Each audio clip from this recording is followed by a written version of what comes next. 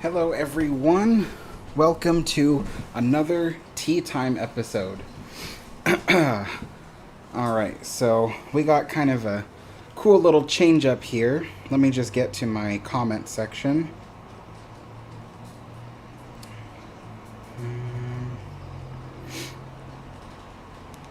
Turn down the... Alright, so hello John. John says the Quest Link cable, I'll be able to view Titanic on Steam. This is going to be my time viewing Titanic in VR. Awesome.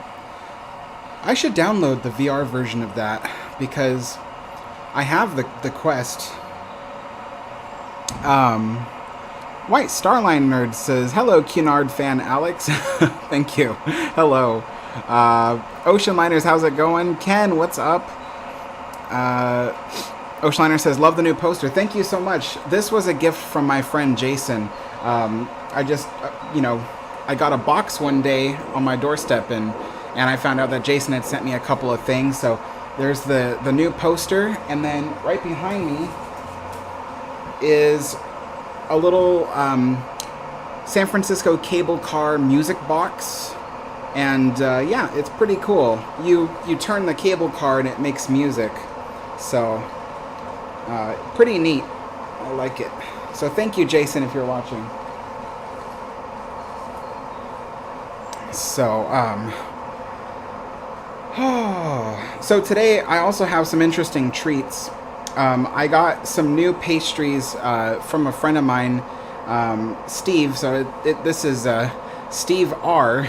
So Steve R is a friend that I used to hang out with a lot, especially in Southern California, but he's also in a lot of my videos and things. So shout out to Steve for this. But basically, we have here a type of pastry.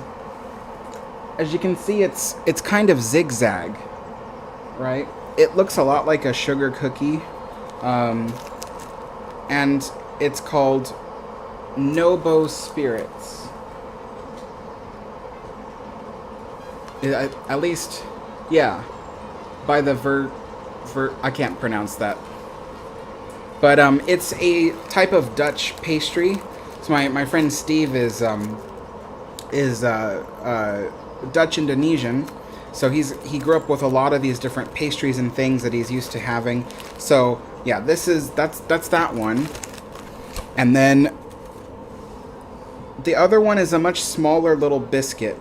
On the front side is just a plain biscuit, but the back side has kind of like a bit of a glaze, some kind of caramel or some kind of hard glaze.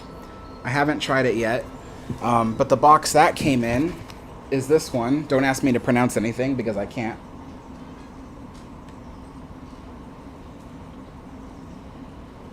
So thank you to Steve. We'll be trying those out today. And then I have this plate over here, freshly homemade crumpets. Freshly homemade crumpets. I made these just now. They're fresh, like right off the stove. So I have some jam to have them with. They're covered in butter and a pinch of salt because I use unsalted butter. So, oh, where's the lid to my... Hold on. Need to get a lid to the teapot.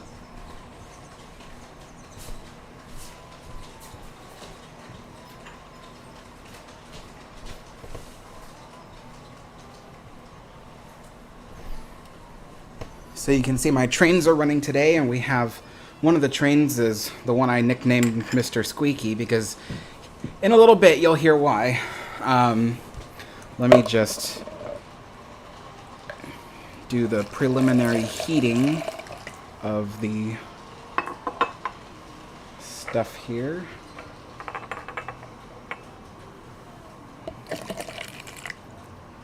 All right. So I'm just trying to keep up with my comments. Make sure I'm not gonna miss any. So this is just the preheating of the china, so that way, because there's a little bit of hot water in there already, so when I pour the boiling water in there, it'll heat up a little bit more. but when I'm ready to actually brew the tea and pour the full boiling water in there, it won't crack the china. So, Oceanliner says, is today Irish breakfast tea? No, today is Earl Grey. So, Earl Grey is my favorite, and since I'm having some new treats today, I kind of wanted to have some Earl Grey with it. Plus, I have this really big tin of Earl Grey. When I realized it was my favorite tea, I knew I had to buy a much bigger tin of it than I did the other ones. So that's what I did. Hello, Tyler. Hello, Fun Edits. Hello, Eric. Hey, Jeffrey. Thank you, Cunard, for the poster compliment. Daniel says, hello, Alex. Question, why does Queen Mary have 3 funnels while Queen Elizabeth had only 2 funnels? Well, mainly it was for efficiency. So they really wanted to make Queen Elizabeth more aerodynamically efficient. So having one less funnel helps with that.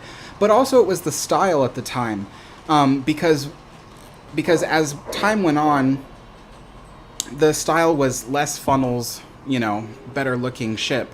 And so Queen Elizabeth, in that sense, was a little bit ahead of her time for a superliner, because really the big superliners with the 2 funnels didn't come really till after the war. But yeah, so she was one of the first big, mighty superliners to have that. Again, difference between regular ocean liner and superliner. A superliner is something like, I think Titanic is probably one of the smaller superliners, whereas the larger ones, they keep getting bigger. But anyway, but the other thing too is that it also had to do with how much exhaust they really needed to vent out of the ship. Queen Elizabeth had only 12 boilers, as opposed to Queen Mary's 24 Yarrow boilers, that is. And so, yeah, Queen Elizabeth just didn't have as much exhaust coming out. She was a really fuel-efficient ship for her time. So the smoke wasn't, and the smoke wasn't so heavy and dark, and so it's a whole bunch of factors, like not just like one factor, but a whole lot of them. Because I know there might be a few people who will be like, well, Alex, you forgot this and you forgot that. It's a whole bunch of factors, but those are the key ones, I think, for why Queen Elizabeth had only 2 funnels. Hey, Tyler. Hello, Justin.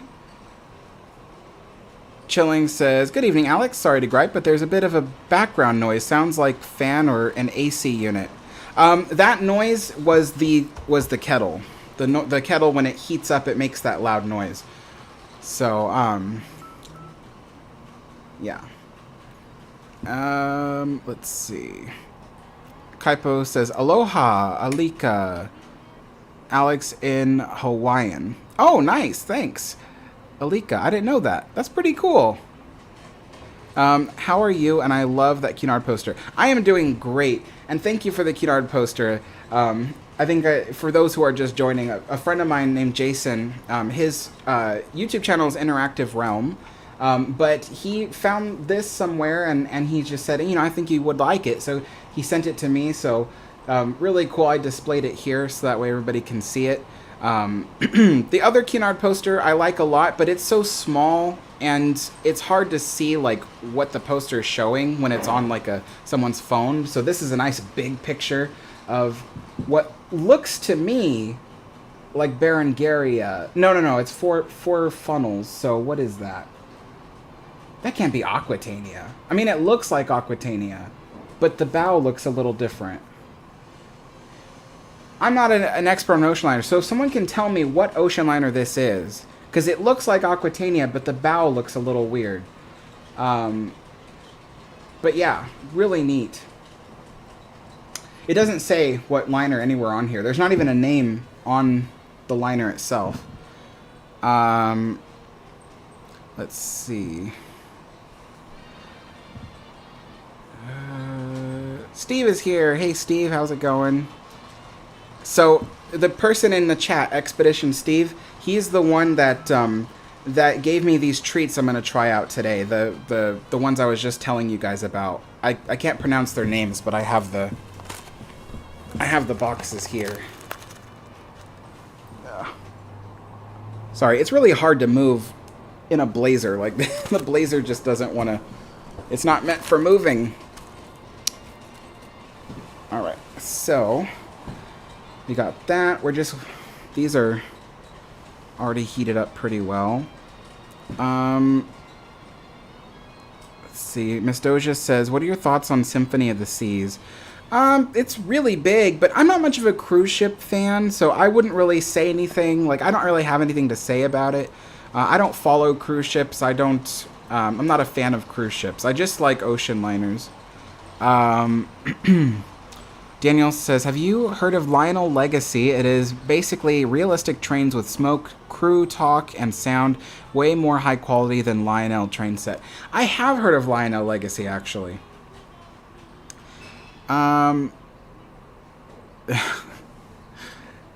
Tyler. A line from Song of the South. Air says, why can't they make the Queen Mary's horn steam-powered?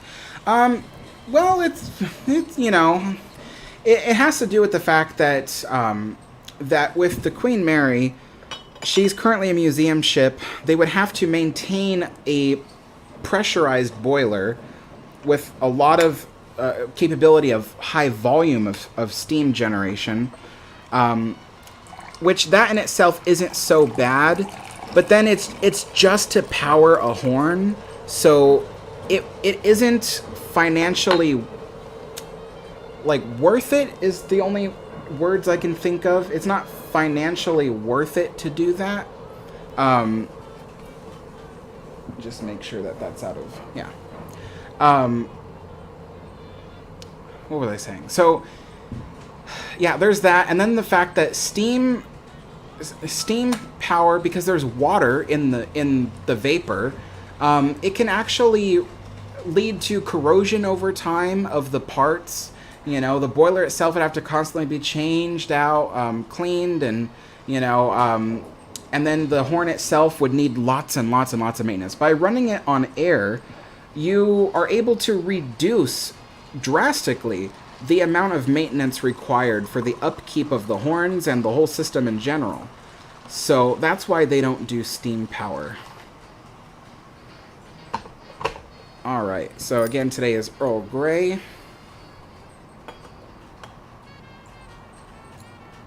It's 4:13, so 4:18. Alright, we'll let that kind of chill out. I'll just change out some of this water so it's extra hot. You know, today is actually a nice cool day outside. It's cloudy, and it was raining a little bit yesterday. So again, that weird summer weather, it comes in and out. But I am a little bit hot because the apartment is really hot. I have, you know, the two windows that I have fully open. You can probably hear the construction site next door. But it is so warm in here. Yeah.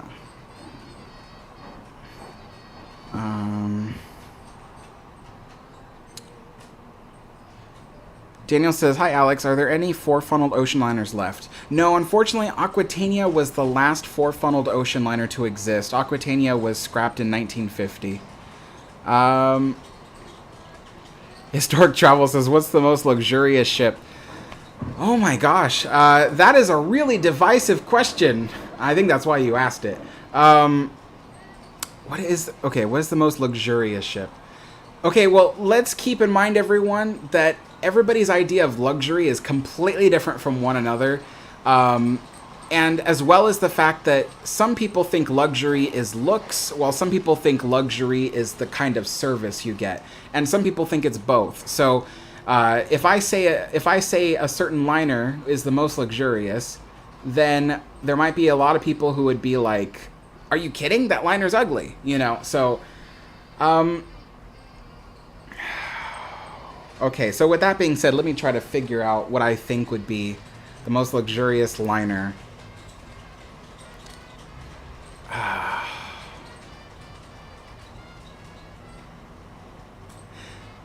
I would probably say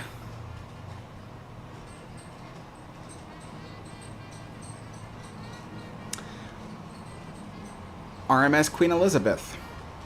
And again, I know a lot of people are like, what? What about Normandy? You know, Normandy is a very posh, you know, ship. Very, very, very fancy. But fancy is not always luxurious. I mean, granted, it did have really good service, but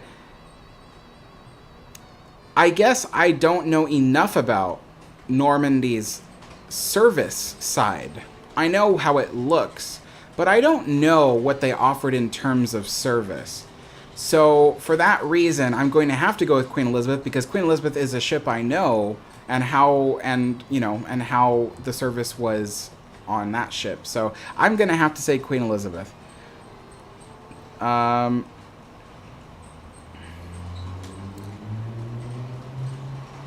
see. Oceanliner says, do you know the SS New Amsterdam? Indeed, I do. 2 more minutes on the T. Tyler says, love the new poster. It's Berengaria. I thought so, but does Berengaria, did it have 4 funnels or 3? Because I thought I saw a picture that had 3, but it does look like Berengaria, doesn't it? I thought so. You see, the Cunard says that's Aquitania. Oceanliner says, does it have a flat bridge? In a way, yes, but so did Berengaria. So that's the thing, is like they look so similar from the front. Let's see. Justin says, although the Arundel Castle, Union Castle line laid down 1915 but completed in 1920 was the last ship that had been a 4-funneled ship. The last one to be constructed, you mean? Was completed in 1921. Let's see. Jeffrey says, do you still sell any merch from your channel?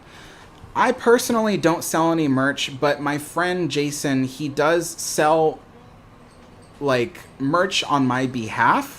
So I don't have the links on here, but if you go to the Interactive Realm YouTube channel, or go to www.interactiverealm.com, you should go to his website. You'll see that, and then there's some things on there that I used to sell, like it's got my old little catchphrases and things.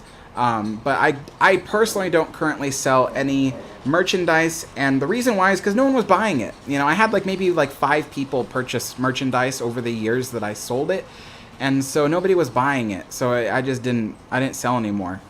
Time for the tea. Ow! Oh my gosh, that's extra hot today. Ha! Oh, dear Lord. Okay, let's give this a quick stir.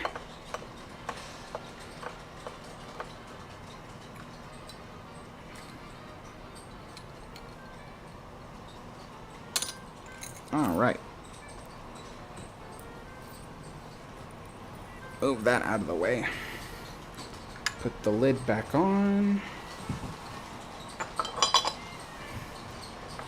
We'll dump the rest of this water out. Oh, that's a really hot cup. I forgot I poured fresh boiling water in there. Okay. Oh, tea.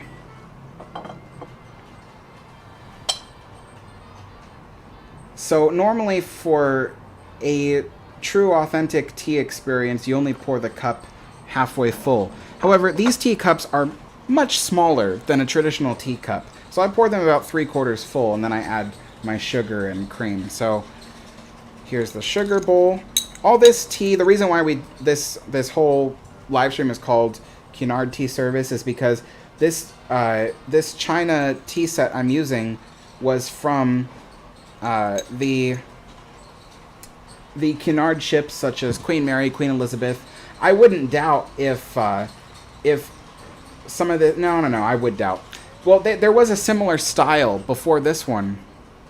It looked just like this, but it was ivory colored instead of white, and that was on Aquitania. So, in a way, it is like I'm having tea in the China that could somewhat date back to Aquitania. Put a little bit of milk in there. All right. So do that. Oh, I forgot. That's probably boiling hot right now. I don't want to taste that.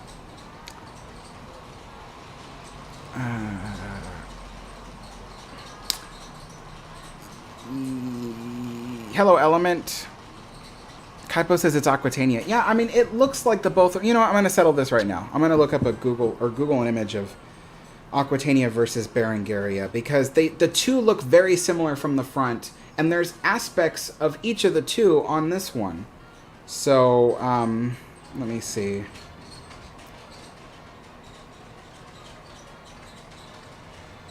Just have to... RMS Aquitania images. Aha! This is not Aquitania. It looks so much like it. Wait a minute. Why does this image of Aquitania look different than the other image?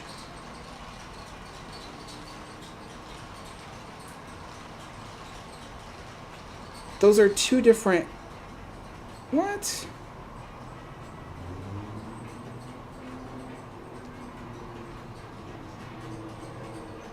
Well, this is interesting. This is something I didn't know, you guys. Aquitania's superstructure changed shape over the years.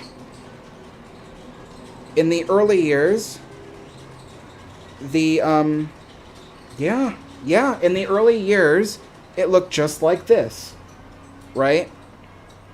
But then, I don't know, maybe after the war, I don't know when, but they added a new wheelhouse above that, to the deck above that. So it's a little box on the top. So this could still be Aquitania. It's just that it would be early Aquitania. That's interesting. See, I didn't even know that about Aquitania. Now let me look at Berengaria.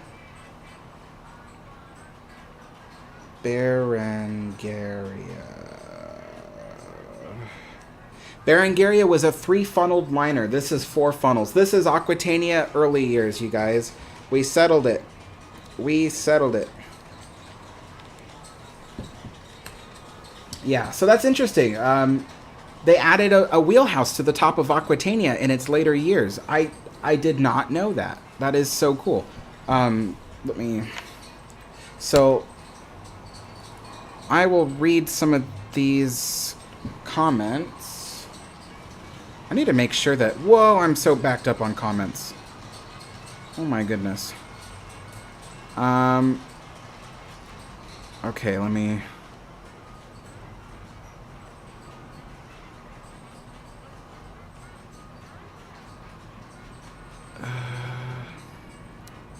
Ivan says, is this a window or sliding door behind me? It is a sliding door.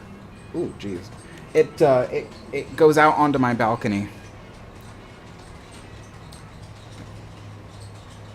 Tyler says, whether it's Aquitania or Berengaria, that poster is gnarly. Yeah, it is. It's really cool. I love having it.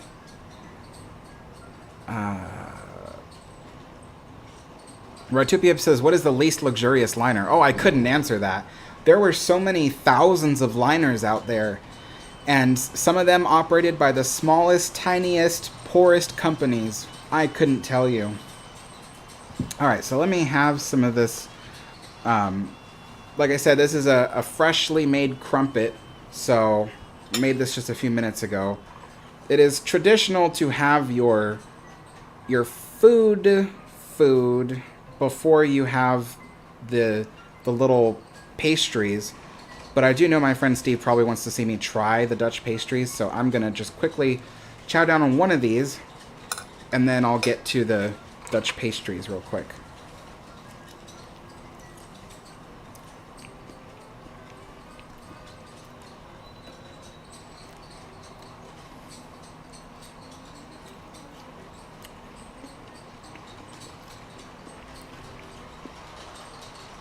Daniel says, are you worried about steam locomotive preservation in the future, like fuel resources, because we are running out of coal and oil?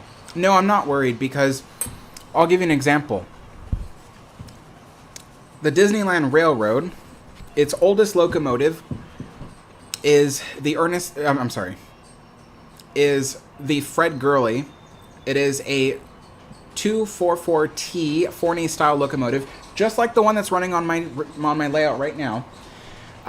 It was built in 1894, and it used to run on oil, like a petroleum type of oil. Today it runs on what's called B98 biodiesel. And so basically what they do is they take the cooking oil from the restaurants around Disneyland and they send it to a company that will filter it out, process it, add about 2% of the full mass, 2% of the full mass, they will add a petroleum product to it to make it a bit more combustive, and that is what makes B98 biodiesel. So it's mostly cooking oil, but it's cooking oil that's been processed, but they added just a teeny tiny little bit of petroleum diesel in there to make it more combustive.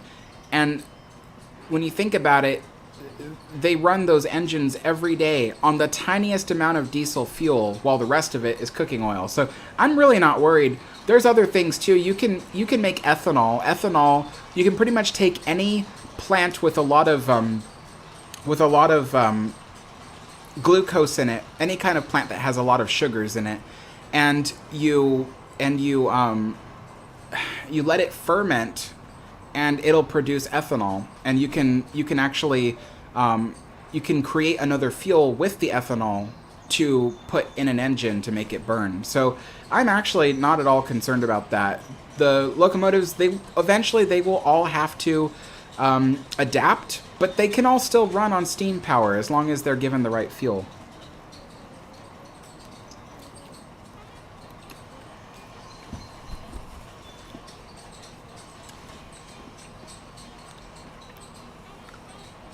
I haven't asked what ship is this. I have determined it is Aquitania.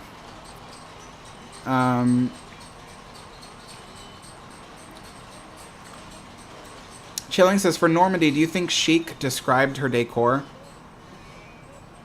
I would guess so. I think so.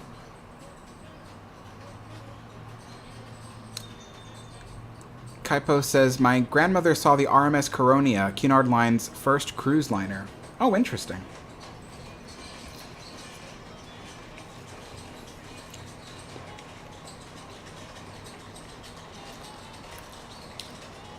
Dog Treat says, I'll be the first to admit Aquitania is ugly. The outside of Aquitania is not the prettiest I've ever seen. The inside is very beautiful, though.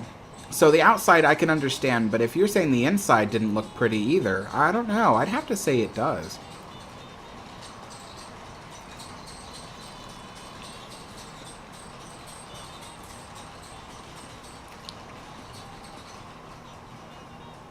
Okay, so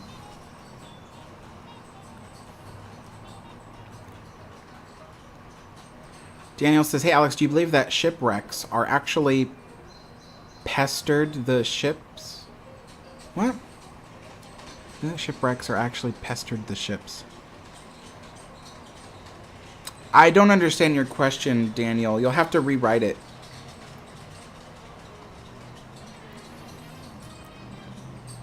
Oh, preserved ships. Okay, I'm sorry. I just read your other comment. Do you believe that shipwrecks are actually preserved ships? No. They're degrading ships. Because that'd be similar to asking, you know, if I think that a rotting log in the forest is a preserved piece of lumber. It's not. It's a rotting log, and eventually it'll disappear.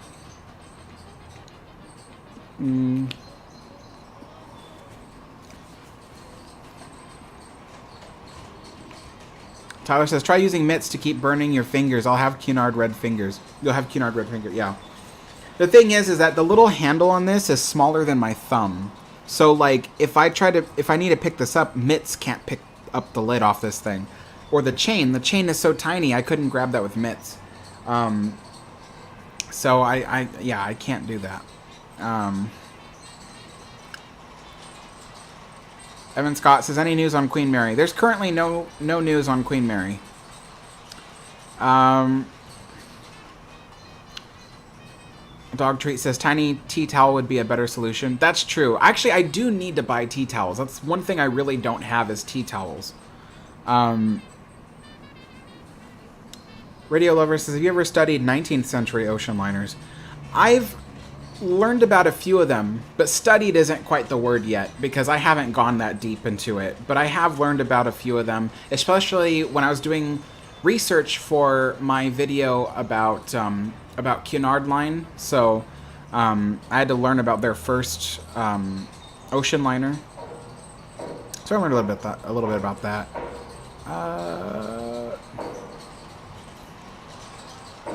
QMI Restore the Queen says, someone looks all dressed up for tonight's QMI group call. Thanks, Alex. Yeah.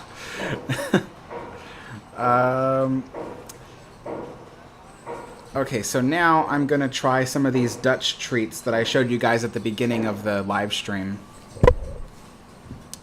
So first, without tea. Wow. That is really good. You know what this tastes like? This reminds me of caramel flan, except instead of it being a squishy pudding with caramel sauce at the bottom, it's a crispy treat with a caramel glaze on the bottom. That's actually really good. Let's try it with a little bit of tea.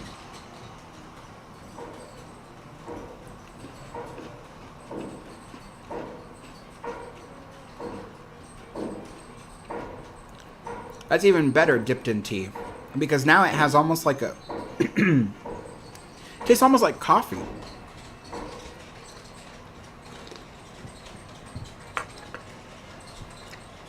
That's pretty good.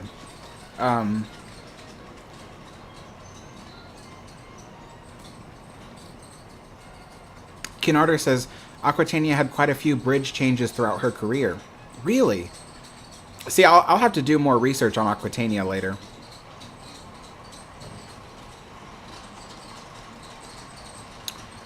Oh, Justin says they couldn't see over the bow very, very well.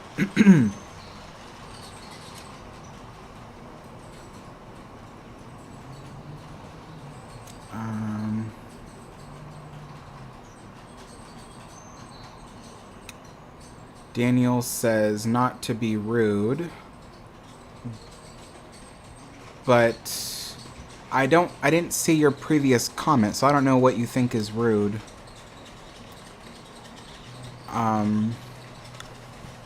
Hello, Jacqueline.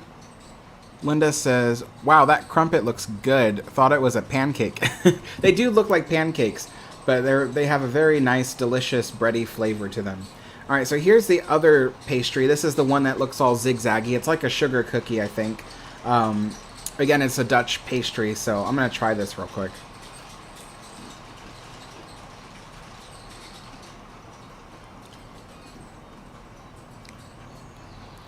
This one is less sweet. It has the texture of a shortbread cookie, like a crunchy shortbread cookie. But I think this is definitely one that you would want to dunk. That it seems like that, because there's certain cookies or biscuits, if you will, that are specifically designed for dunking.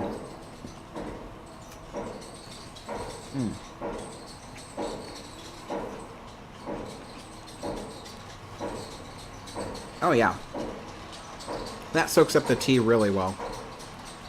So thank you to my friend Steve R for sending that to me.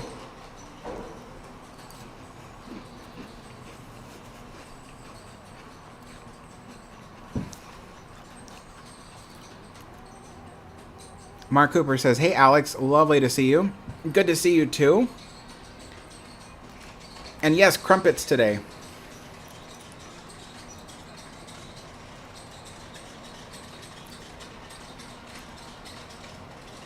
Yano says, oh, do they do that at the Grand... Do they... Wait. Oh, they do that at the Grand Canyon. They filter their veggie oil to run Chicago and Burlington. Oh, okay. See, there you go.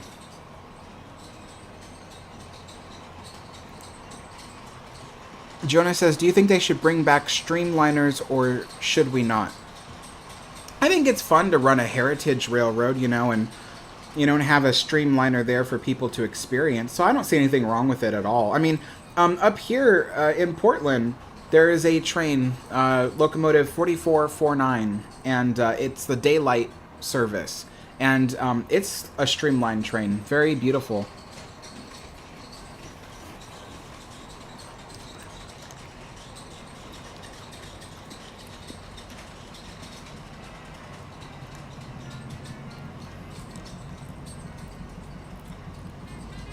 QMI says, that's right, and we know one of the people who proposed the use of biodiesel to Disney and Anaheim. They started by using B5 and slowly increased the soy biodiesel. Oh, wow. That's pretty cool. And QMI has a lot of connections.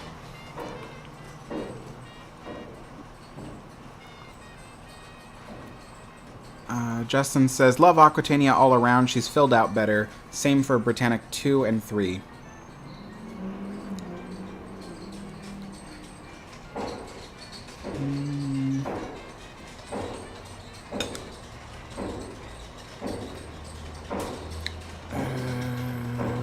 Radio Lover says, have you heard of the SS Great Britain? It's a museum ship in Bristol, England. Yes, in fact, it's on my list of things to visit when I do visit the UK. Oh, Steve says it's a coffee cookie. Oh, yeah. It definitely tastes like coffee, that's for sure.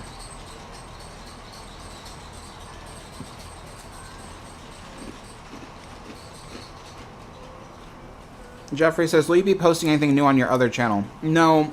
It was once my desire to fully flesh out a second channel, but I just haven't had the time. Like, a bunch of people keep recommending, they're like, hey, Alex, make a second channel, do these different things, and I kept saying, I don't think I have the time for it.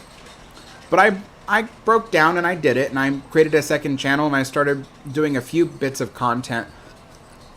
But more and more, you know, I just don't have the time to run a second channel. It's a lot of work. One channel is hard enough. So yeah, I can't produce content for a second channel. I have filmed things for it, but I don't have the time to actually put them together and like publish a video. So yeah, it does kind of suck because I really was looking forward to doing the stuff on the second channel, but I can't even keep up with this channel. I'm already a week behind on content for this one. I just don't even have the time.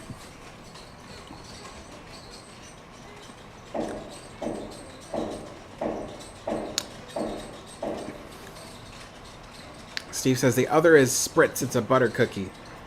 Yes, that's right. Spritz. It goes very well with the tea, I'll tell you that much, Steve.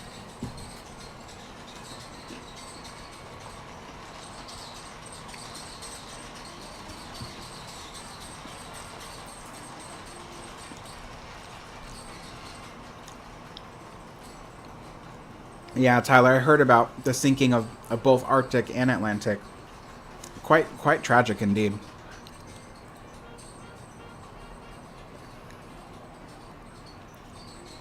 Justin says Aquatania was going to be retired by 1940 and replaced by the Queen Elizabeth, but World War II interrupted, so she operated another 10 years. Wow, I didn't know they were going to retire her that early.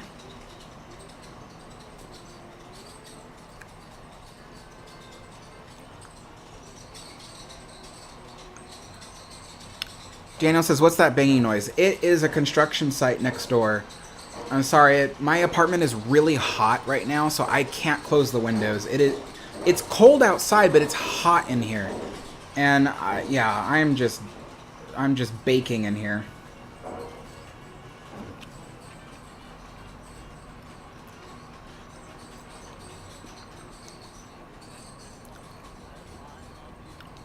Eric says, are you going to visit the National Railway Museum in New York? No, unfortunately, I'm not.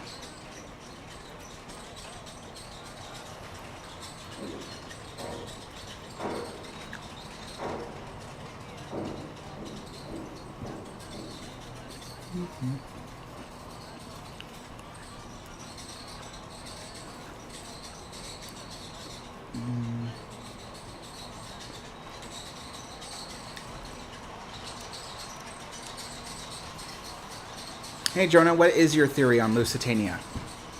I'll put this over here. Radio Lover says, were there oil lamps on Queen Mary? So there were, but they were for emergency purposes. So they had a room full of oil lamps. But it wasn't like they constantly used oil lamps for anything. They were, you know, in the middle of a modern age, so they didn't really need oil lamps.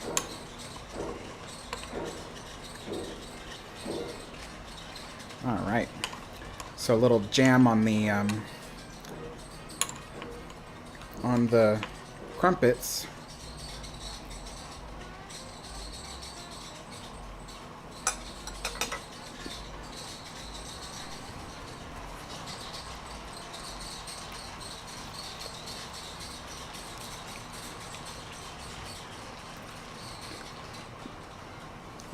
Super says, fast ocean liners have often had troubles with propeller noise at high speed. How did they solve that other than going slow? Propeller noise? And that's one I haven't heard before. I've heard that they've had problems with vibrations. I've heard they've had problems with cavitation. But not noise.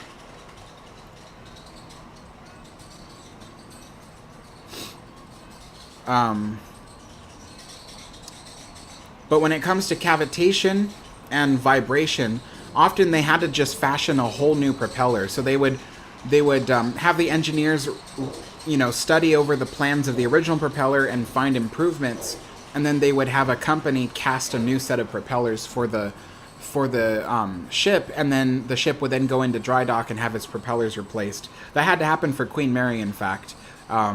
She had her propellers replaced in 1938. And so that actually made her a bit more efficient, too. So she was able to go a little bit faster and win back that blue ribbon.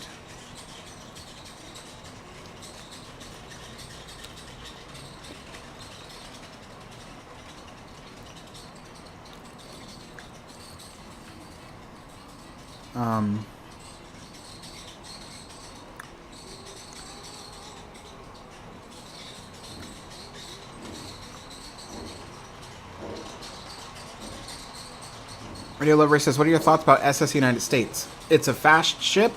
It's a shame that it's not open as a museum right now.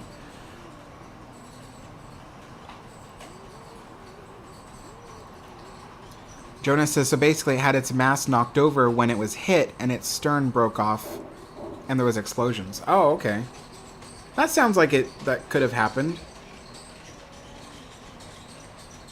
Daniel says, what is your other favorite steam locomotives? I personally love 460s and 484s. Forneys not included. I like 440s. I like moguls, so 260s.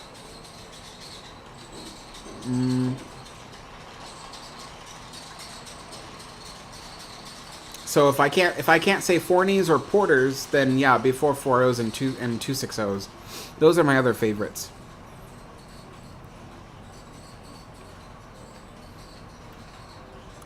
Super says vibrations equals noise. Yeah, it can, but the ship was noisy anyway because of the engines and the steam systems and the fact that it was rushing through water at a fast speed. So even if you reduce the noise due to vibration, it would still be like really loud aboard the ship. But yeah, like I said, how they reduced vibration was they just cast all new propellers usually. In some cases, some ships had extra reinforcement added. So I think in the case of Mauretania, or was it Lusitania, maybe both, they added extra structural support to the stern of the ship to make it more rigid. And Queen Mary had something similar happen. they added a little bit of extra support towards the stern of the ship to make it more rigid. So that helps with vibration. But yeah, otherwise, you know, extra support and brand new propellers.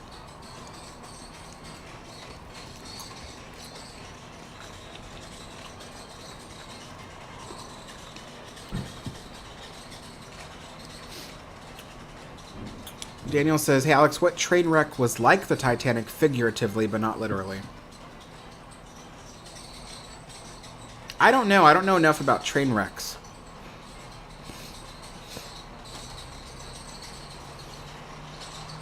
Radio Lover says, why are ocean liners females? Well, most floating vessels are referred to in a feminine way. And the reason has to go back to maritime tradition. You'll find, you know, in the maritime industry, there's a lot of traditions that go back and are still around today. And so a lot of people think that why ships are referred to as women is it could be because the men, their life aboard a ship would be similar to, or I would not say similar, but comparable to living a life with, you know, with a wife or something. So they often would refer to the ship that they served on as their other spouse, the thing they're married to outside of their own marriage. So that's one of the theories. Another theory is that when you're out at sea, you've got nothing to cling on to for safety besides the ship you're on. So if you're serving on that ship for a long time, it's like a comforting thing. It becomes something that keeps you alive, and in that way it's kind of like a mother. So there's a lot of different theories out there as to why we've always referred to ships as women. And so yeah, that's kind of it. I don't have a definitive answer for that.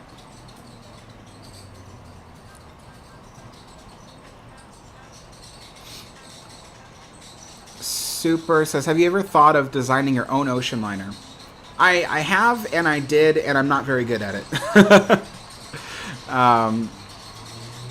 Daniel says, have any ocean liners collided each other and sank? I'm sure there was, but I don't know any. I don't personally know any.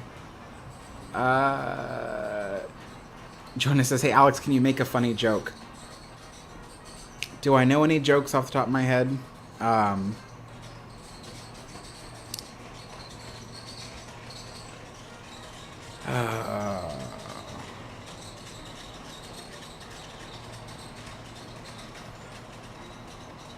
Well, now that when I'm put on the spot, I can't think of anything. So I'll have to get back to you on that because I can't think of anything right now.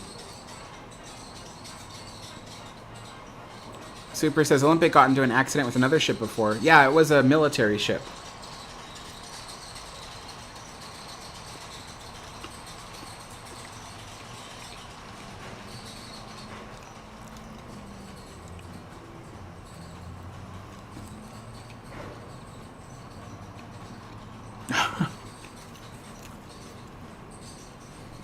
Ken says, just imagine the construction noise next door is an ocean liner being built.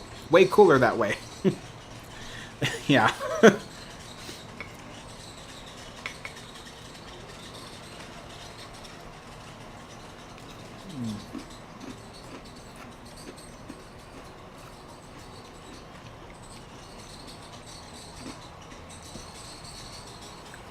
Tyler, I think a traditional seaman would be pretty angry over any kind of change to a traditional thing.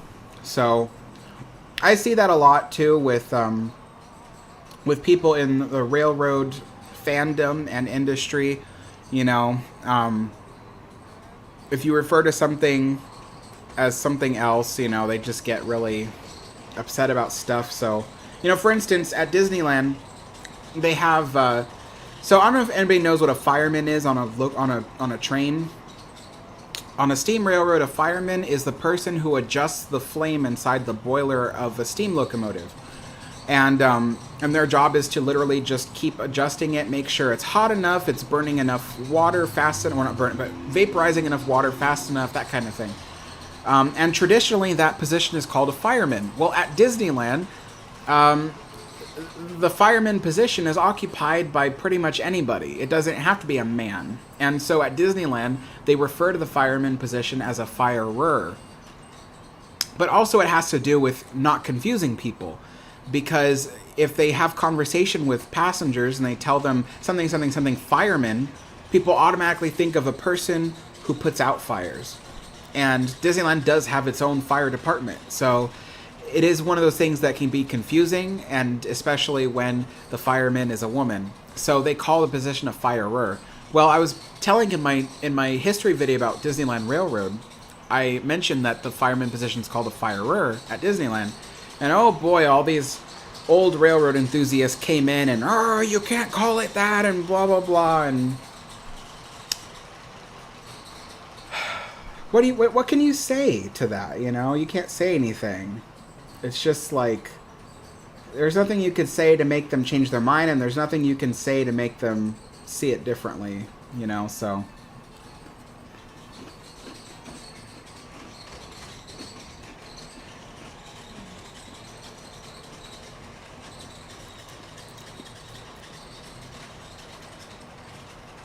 Chilling says, I once watched a Sherlock Holmes mystery where our hero was on the boat train.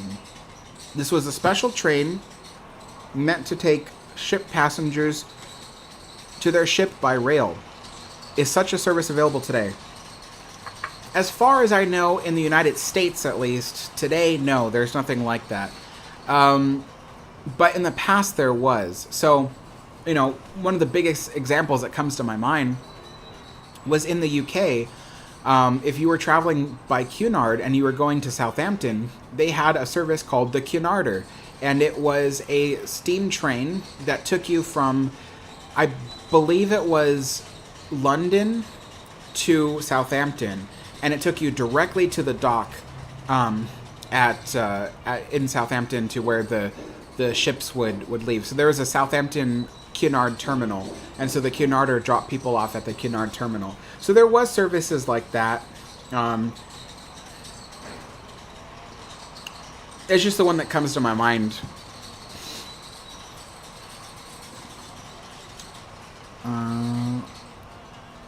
Radio Lover says, what about the Imperator class? I don't understand the question.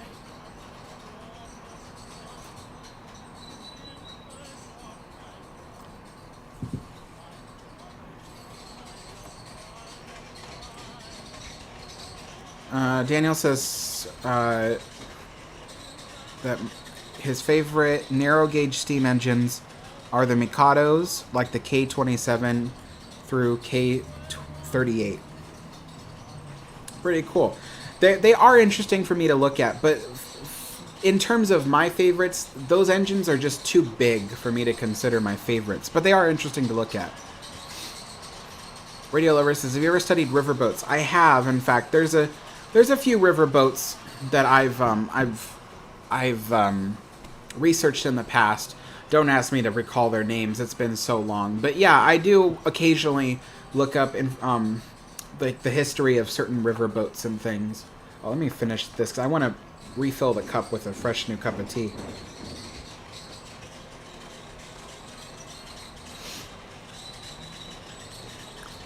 Daniel says, do you have a Cunarder set? No, I don't have one.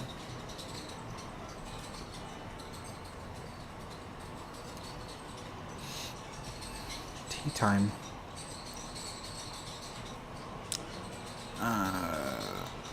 Yes, indeed, Jonah. It is tea time.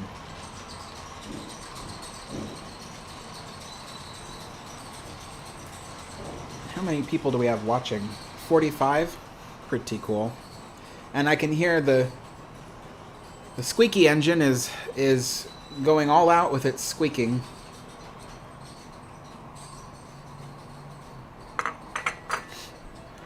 So yeah, pretty neat. All right, let's refill this with tea.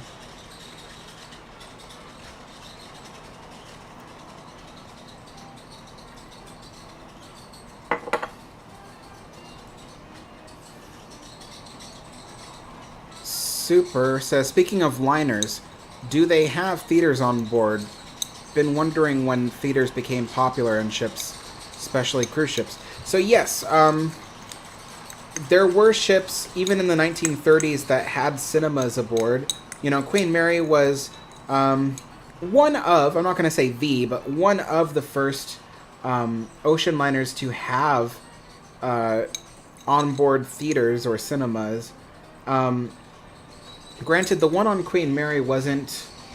So at first, the one that Queen Mary had was in the first class main lounge. They had the ability to turn the stage into a theater because they had a projection room up in the back of the room. And so they were able to do that. And then later on, I want to say after the war, after World War II, the Queen Mary was undergoing a lot of conversion. What they did was they took out the starboard gallery on promenade deck and they turned that into an indoor cinema. In my opinion, it wasn't one of the best cinemas you could visit. It was a really long, narrow cinema. So imagine sitting in the very back row and you got this tiny little screen that's, you know, like 100 feet away from you. It was so tiny, but yeah, so that was one of the first. And then third class had its own little cinema. Second class had the ability to turn its stage into a cinema. So there was that. But Queen Elizabeth, they actually devoted space right from the beginning to creating a cinema. It was a big, beautiful room. It was designed to allow sound to carry very well. They call it good acoustics. So, yeah, that's pretty cool about that.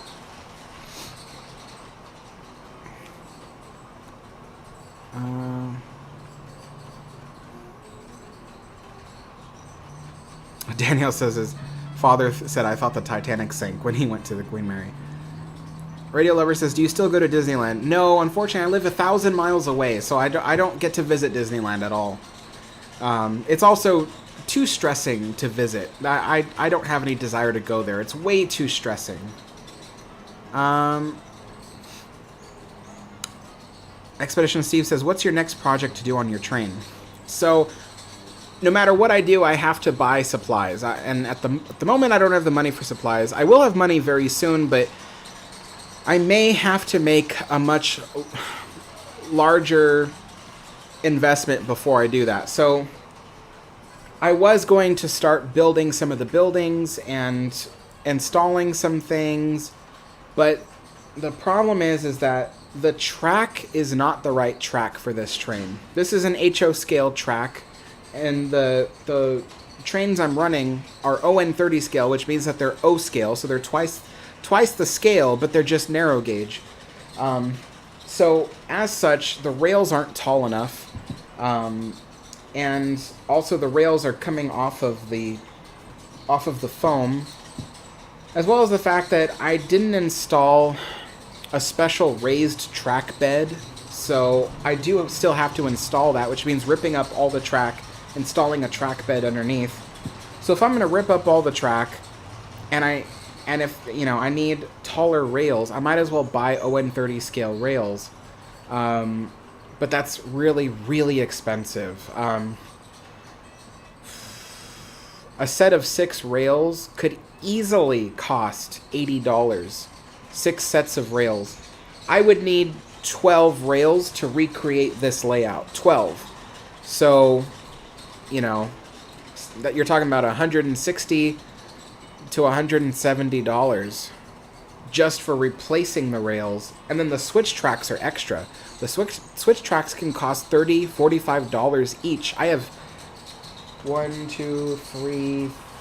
I have 4 switch tracks. So, yeah, that's like $180 worth of switch tracks. Costs so much money to do this hobby. But yeah, the rails do need to be replaced with properly sized rails. I was thinking I could get away with it, and I probably still can, but the result won't be very good. Because when my engines run over the switch tracks are not deep enough because they're designed for engines half the scale. So what happens is the engines kind of rock as they go over the switch tracks, and that's not good for the wheels of the engines. It can actually damage them over time. So I do need to buy properly sized tracks.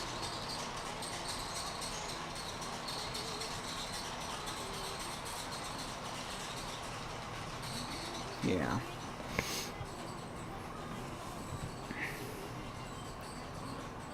Oliver says, hey guys, just joined from another stream. Awesome.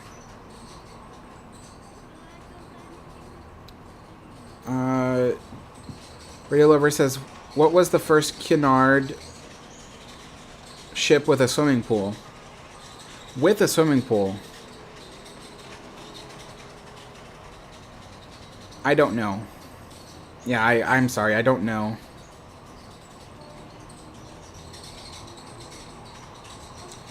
Super says, I guess the big Broadway-like theater productions just evolved with the popularity of cruise ships, as well as bigger theater rooms with props and stages after the war.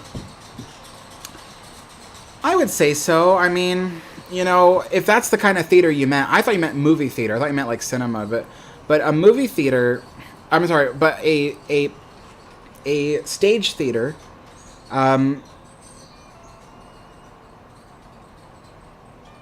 I don't know what was the first, but stage theater, you know, Queen Mary had one. Like I said, they would turn it into a cinema, but it was a stage, and they could technically perform small plays on there, but mostly what they did was they performed band music on there.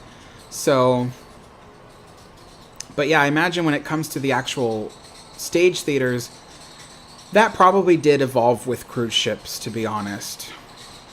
Yeah.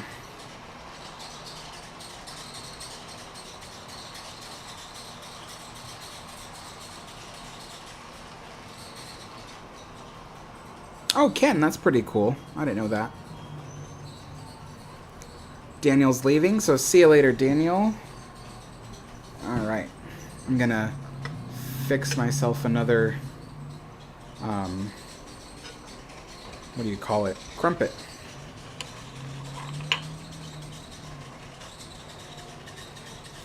I haven't eaten anything all day, so I was really hungry.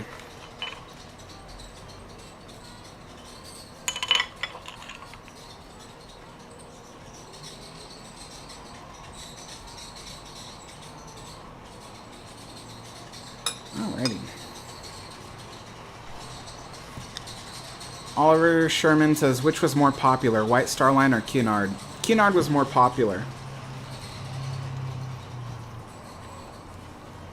Cunard was just as luxurious as White Star, but they also had faster ships, so they tended to be more popular.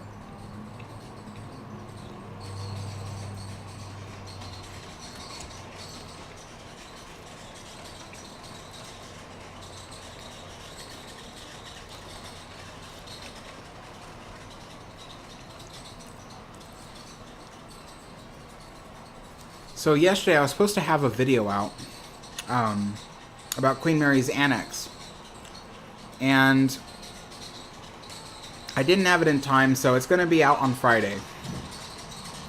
It's almost done. It's so close to being done. I have to do some more finishing touches on it today or tomorrow or something, if I have the time. But yeah, the video will be out on Friday. It's all about the annex where the maids and valets would dine on the Queen Mary.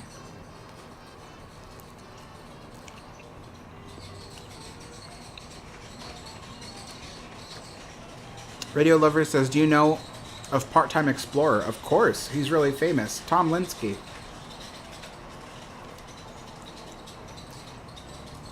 I'm subscribed to him as well. I watch his videos.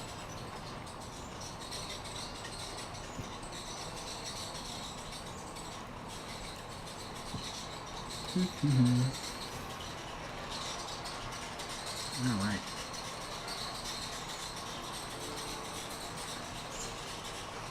Well, I must have really gotten through all the comments.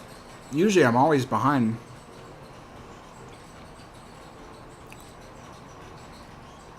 Super says, will there be more videos on the technical engineering side of liners? Also trains.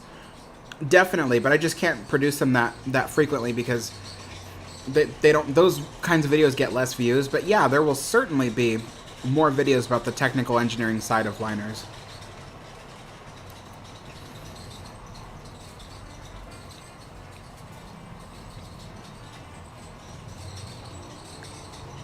Have I met Part-Time Explorer? No.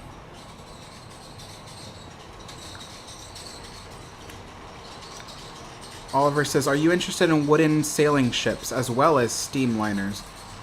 I'm not that interested in wooden sailing ships, to be honest. Most of my interests stem from the age of travel. So the age of travel was, you know, stretched from the 1880s all the way through, you know, through just before the Second World War.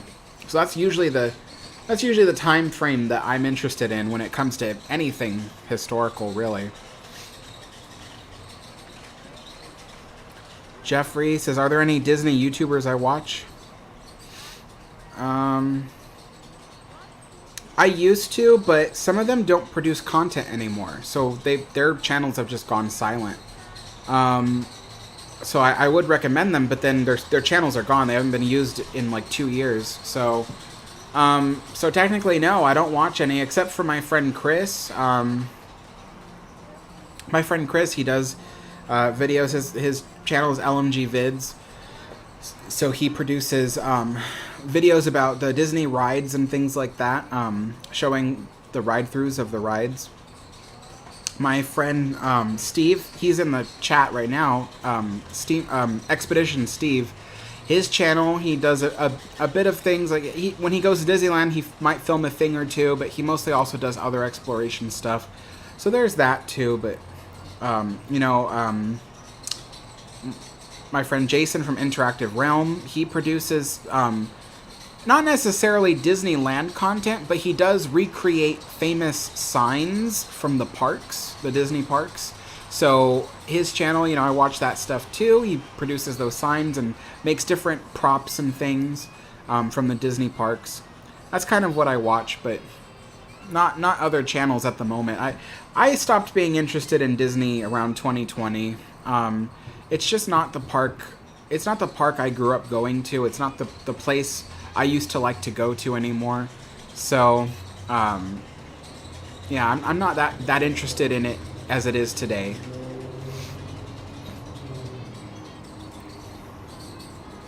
But speaking of Disney stuff, there is another Disney video coming out in the coming weeks. It's Pirates of the Caribbean, and then there will be a special video about Disneyland Park itself that I'm hoping to have out sometime this month as well. So 2 different sets of Disney videos will be coming out this month.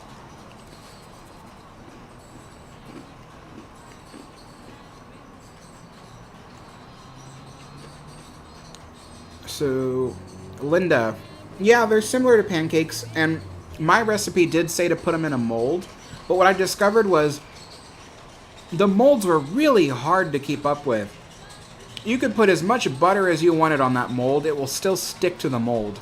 So you know what I do, Linda? I just pour the batter directly onto the pan, pancake style, and it cooks up just fine. And a lot of other people do that too. Not everybody uses molds. So, the molds do produce a fluffier, you know, crumpet, but you can't get those things out of the mold. It just sticks to it all the time. So, if you want to save yourself the headache, just do it without the mold.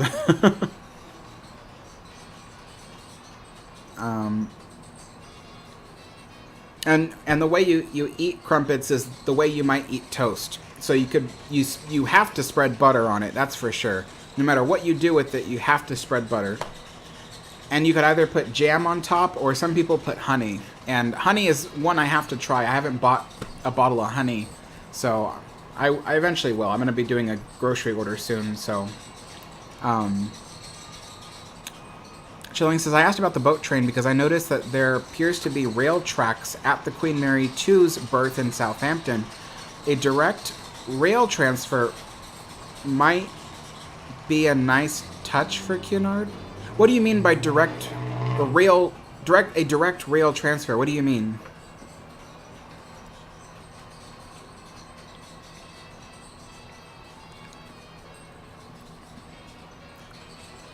Chillin says you can get non-stick crumpet molds. Yeah, you can try getting that. I might try getting that. But I produced some really fluffy ones. Like, mine were like a inch thick in fluffiness.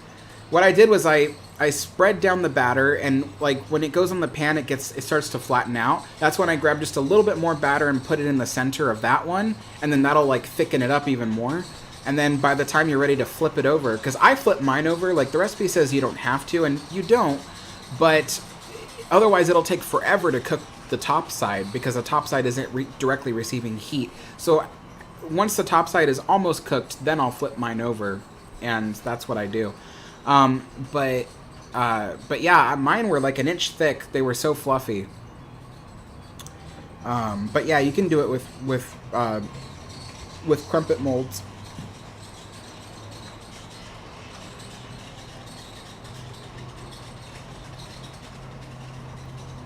Oliver says, what do you think would have happened had Olympic sunk? I think it would have been a confirmation of everybody's theory, which is that the ships were cursed. So I think if Olympic had sunk, it would have definitely been a confirmation to everybody, even to this day, that those ships were cursed.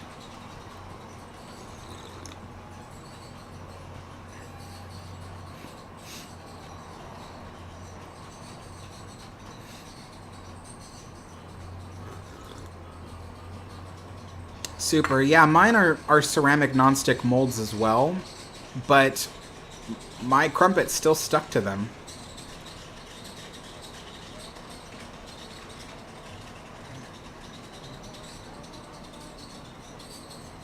Chillin says, I mean, get on the train right at the dock without schlepping your baggage and self to a railway station. Well, Cunard did have that. The train pulled right up to the dock. Like there's like look it up. Like look up the Cunarder. On the internet you'll see paintings of the Cunarder pulled right up to the Queen Mary.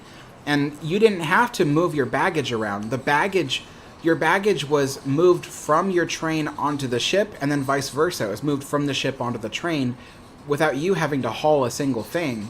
All you had to do was just walk from the ship right to the train, which was parked at the Cunard terminal. So yeah, they had that. It was right there. Yeah, it was right there at the dock.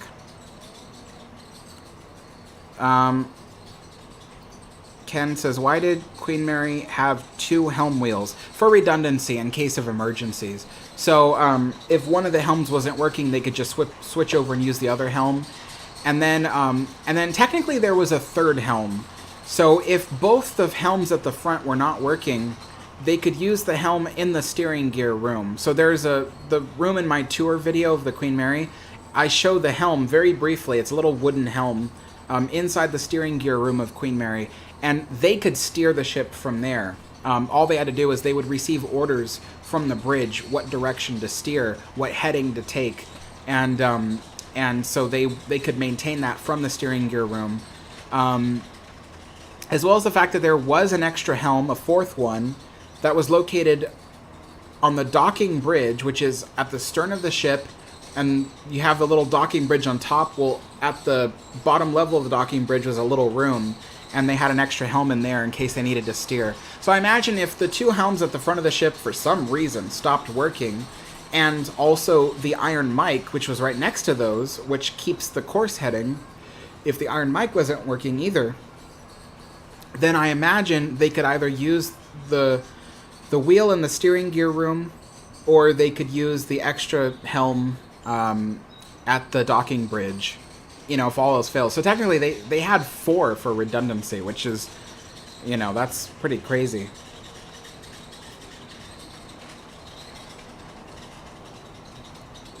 Chilling says, have you tried crumpets with butter and lemon curd? No, I have no idea where to get lemon curd.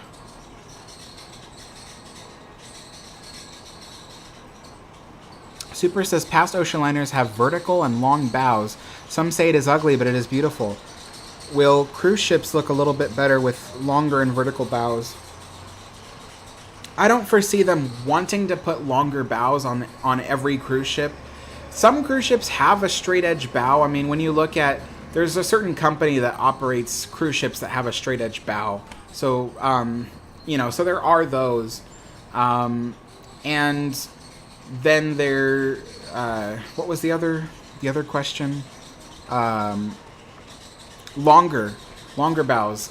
No cruise ship needs a long bow. That's the problem. If you build a long bow on a cruise ship, you're wasting money because you don't need it. So, you know, Disney wastes money by making their cruise ship bows longer. They do that because they want their cruise ships to look more like ocean liners.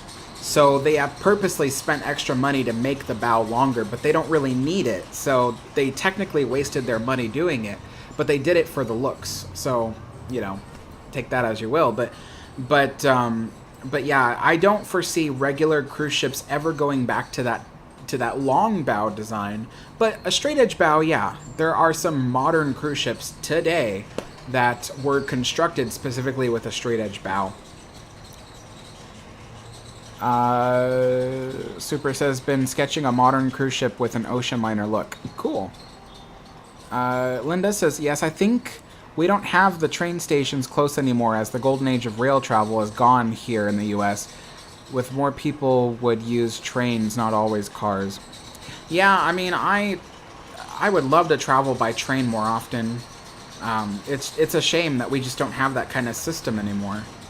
You know, if I like, I would rather, if I ever visit Southern California, I would rather take a train down there than to take a plane. Problem is that I would have to take 2 or 3 different trains just to get down to Southern California from where I am. And then those trains, altogether, the whole journey is like 40 hours. So that's almost 2 whole days worth of journeying down to Southern California from here. And then, not to mention the fact that it is exorbitantly expensive. I once priced it all out. During the pandemic, it was cheap. It was $450 during the pandemic. Now we're emerging from the pandemic. I imagine that price will shoot up to $550 or $600. You know, at that price, you might as well take a plane. But yeah, it's awful. You know, I wish we had more emphasis on rail here in the United States.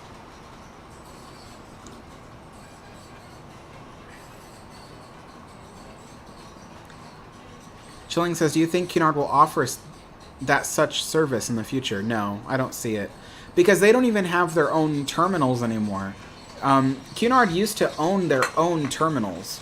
And it would say Cunard on it and stuff like that. They don't do that anymore. Now they rent terminals from an already existing company that rents out their terminals. So, like Cunard used to have their terminal in Manhattan, but they stopped using it. Now they rent a terminal in Brooklyn. So, you know, they just... I don't see it happening, you know. I don't see it happening.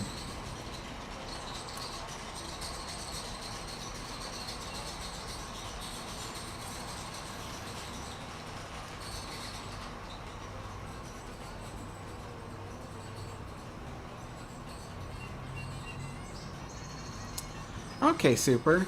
Yeah. Yeah, I see what you mean. Crimson says, the best thing about living in New York City area is the congestion of train travel. The city and the surrounding areas are very dependent on trains, and I honestly like that. Yeah, I mean, it is cool. I wish we had more stuff like that around here. I mean, Nate says, from Portland, Oregon, the Amtrak Coast Starlight only takes 1 night and 1 day to get to Los Angeles. That's weird. Whenever I tried to book a train, it did not give me 1 train. It gave me 3. It gave me 3 different trains. One train I would have to take from Portland to Oakland, California. The next train from Oakland to Los Angeles Union, and then the Los Angeles Union down to Orange County. So 3 trains. Yeah.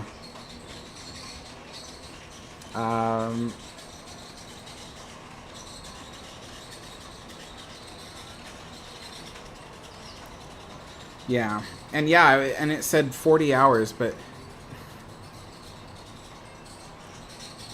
1 night and 1 day. That sounds like it. 1 night and 1 day. So, yeah.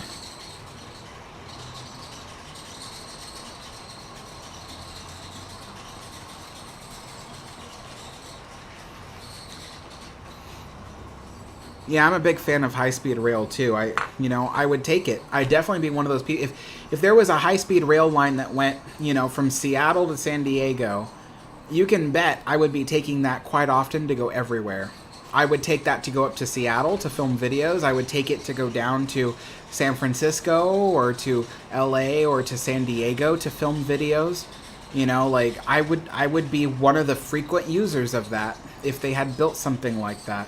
The closest thing we have is something that's being built in California, which half the people in California don't support, oddly enough. Californians are so weird. They look at something so useful and they go, no, we don't want that. We don't need it. Too expensive. And it's like, compared to what? Compared to how you're living right now? $80 for a high-speed rail ticket. Yeah, but if you drove that distance, which is your only other option, if you drove that distance from Bakersfield to Los Angeles, you would be spending like $100 something in gas. So, and then of course there's the fact that you'd have to, depart your home a lot sooner.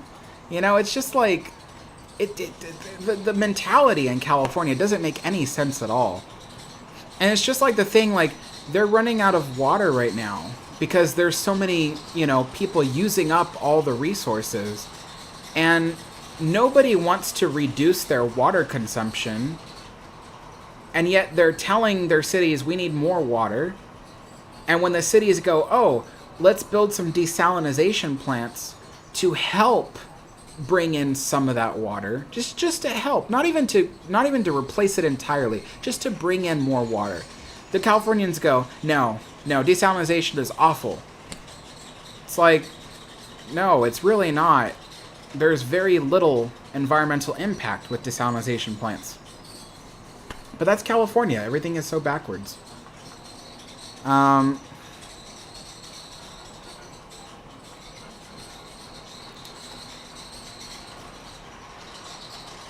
Ken says the Virgin cruise ships have vertical bows. Yeah, I saw that.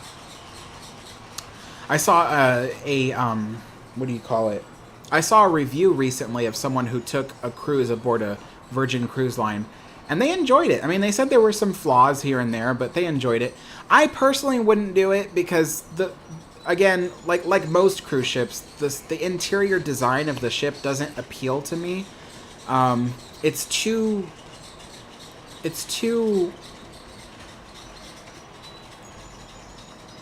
sterile looking and too plastic looking. I can't.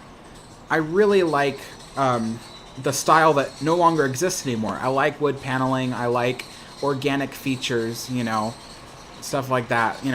Cunard, the older Cunard ships, Queen Mary 2, Queen Victoria, Queen Elizabeth. Those are some good cruise ships, and ocean liner. Those would be good ships to travel on. But their new Queen Anne, it's too bright and sterile. It's too cold looking. I wouldn't want to stay aboard. I just feel like I feel like if I stayed aboard the Queen Anne, I feel like I would be staying aboard a floating refrigerator. It just doesn't look appealing,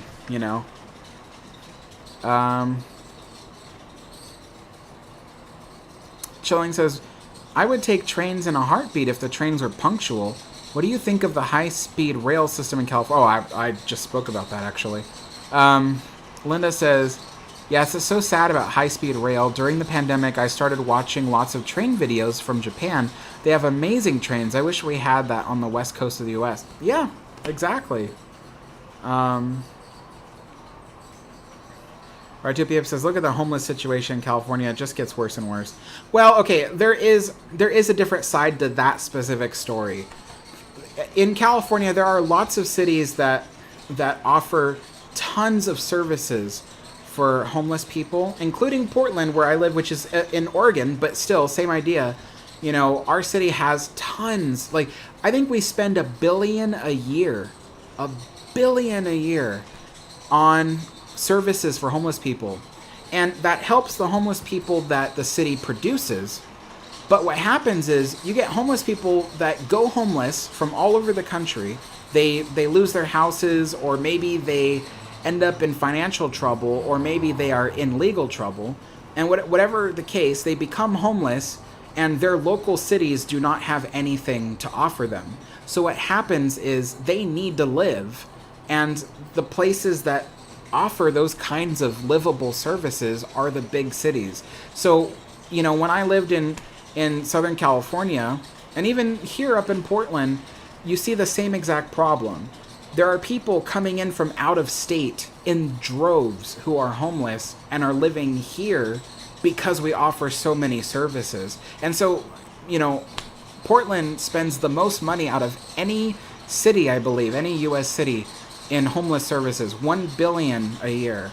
And the problem's only getting worse. And that's because more and more homeless people are becoming homeless in their local towns and cities and counties, and then they're going to the big cities to live. So that is a problem. And so I don't blame California for the homeless problem.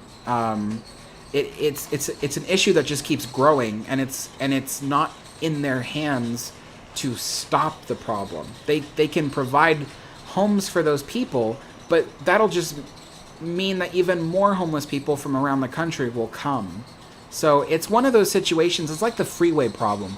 You know, in Southern California, they'd keep widening the freeways, widening and widening and widening the freeways. And people would say, make them wider, because there's too much traffic. But then what happens is they make the freeways wider, frees up more space, then more people want to drive cars because there's more availability. So it's a problem that just keeps growing, and there's no end. So I don't blame California for the homeless problem. I don't blame Portland for the homeless problem. What really needs to happen is there needs to be more services in local areas to where these people are becoming homeless, you know.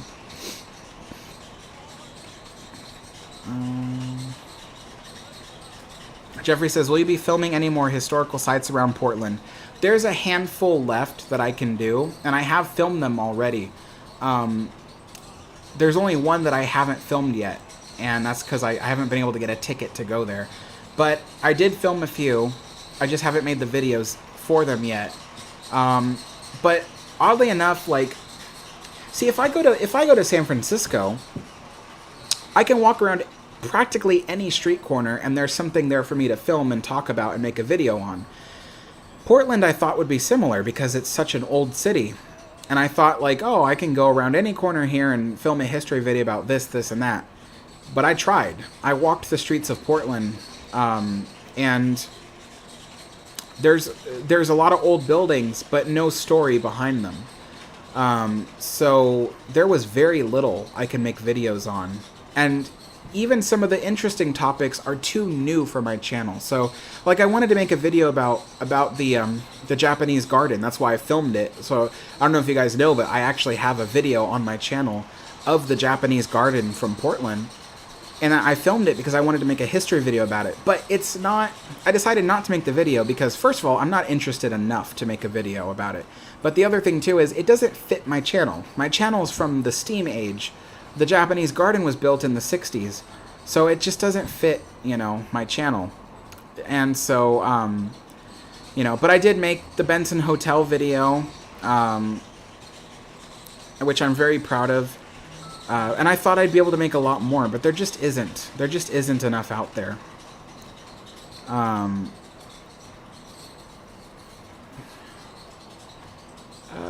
Let's see.